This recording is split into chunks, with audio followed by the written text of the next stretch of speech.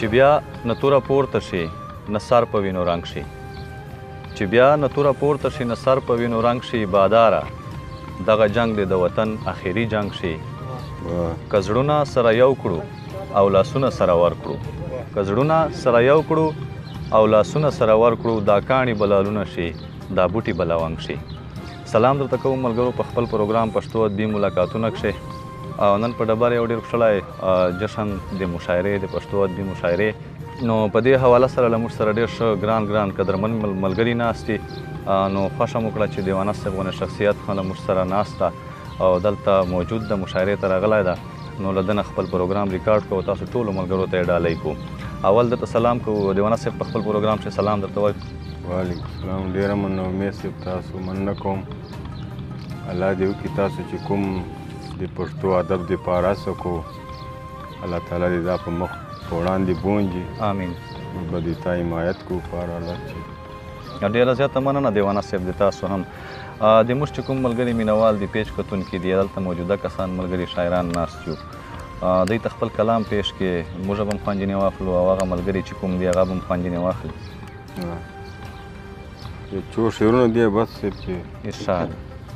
وایي لا په چا مې جمال څه وکړو واه وایي لا په چا مې جمال څه وکړو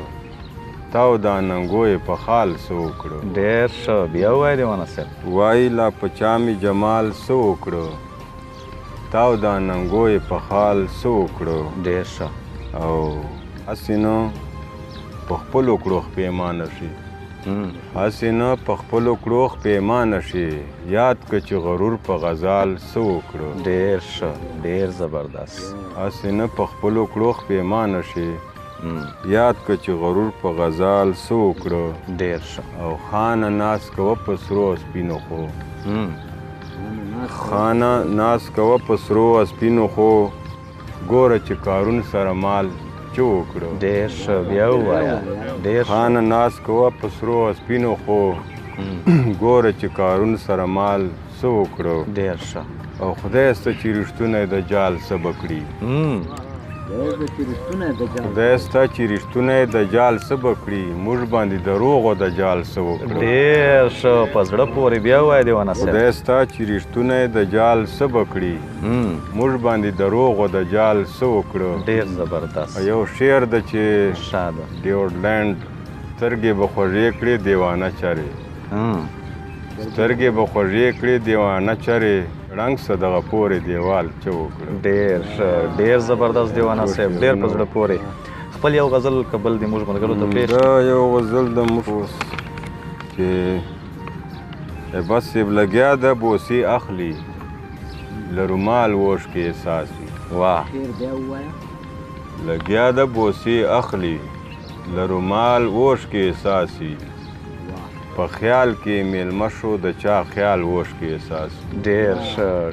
لګیا د بوسې اخلي له رومال ووش کې احساسي په خیال کې میلمه شو د چا خیال ووش کې احساسي ډېر ښه او په دې ازغن ماحول او په دې ټکنه غرمه کې په دې ازغن ماحول او په دې ټکنه غرمه کې مزار سر ته ولاړه ده کړي سوال ووش کې احساس ډېر ښه دیوانه صاحب واه په دې ازغن ماحول او په دې ټکنه غرمه کې مزار سر ته ولاړه د کړي سوال ووش کې احساسي ډېر ښه او په نزړه ورانوي له سپین جبین نه شنه خالونه په نزړه ورانوي له سپین جبین نه شنه خالونه جوړ مړی شو د زړه هوس مشال ووش کې احساس ډېر ښه ډېر ښه په نزړه ورانوي له سپین جبین نه شنه خالونه جوړ مړی شو د زړه هوس مشال ووش کې احساسي ډېر ښه او زما د کلي خانه سر که پورته خدای د پاره زما د کلي خانه سر که پورته خدای د پاره په در کې دی ولاړ د یو کنګال ووش کې احساس وي ډېر ښه بیا ووایه دا شعر دیوانه صاحب زما د کلي خانه سر که پورته خدای د پاره په در کې دی ولاړ د یو کنګال ووش کې احساس وي ډېر ښه او د یار د ړنګو پلونو ته مودې نه پس کوسه کې د یار د ړنګو پلونو ته مودې نه پس کوسه کې ولاړ د دیوانه ورته ملال اوښکې احساس اوښکې احساس یې ډېر یو زبردست غزل ډېر و ښه دیوانه یو صاحب جان منه کوم تاسو. خوشحاله اوسئ ملګرو ډېر په زړه پورې کلام بشیر دیوانه صاحب تاسو ته پیش کړی یقینا چې موږ هم خوند یې واخیستی امید کوو چې تاسو به هم خوند یې اخیستی وي دا وخت د موږ د پروګرام وخت سر ته رسیږي که ژوند وفا وکړه انشاءالله چې په بل پروګرام کې به بیا سره وجود کیږو دا وخت موږ ته راکړه اجازت د لوی الله په امان